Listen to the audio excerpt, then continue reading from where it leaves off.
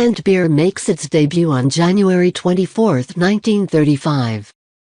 In partnership with the American Can Company, the Gottfried Krueger Brewing Company delivered 2,000 cans of Krueger's finest beer and Krueger's cream ale to faithful Krueger drinkers in Richmond, Virginia.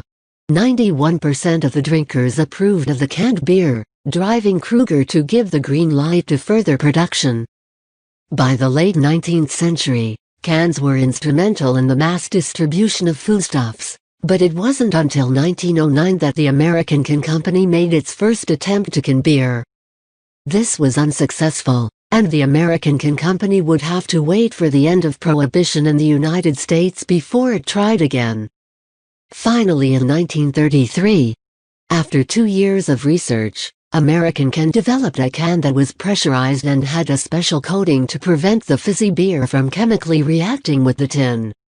The concept of canned beer proved to be a hard sell, but Krueger's overcame its initial reservations and became the first brewer to sell canned beer in the United States.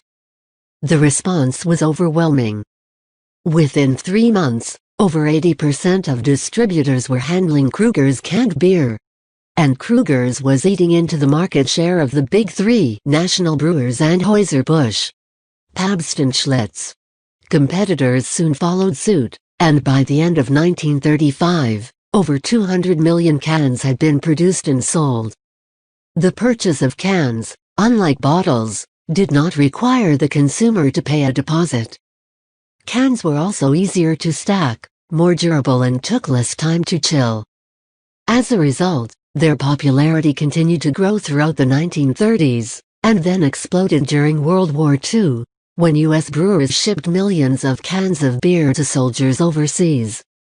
After the war, national brewing companies began to take advantage of the mass distribution that cans made possible, and were able to consolidate their power over the once dominant local breweries, which could not control costs and operations as efficiently as their national counterparts. Today, canned beer accounts for approximately half of the $20 billion U.S. beer industry. Not all of this comes from the big national brewers. Recently, there has been renewed interest in canning from microbrewers and high-end beer sellers, who are realizing that cans guarantee purity and taste by preventing light damage and oxidation.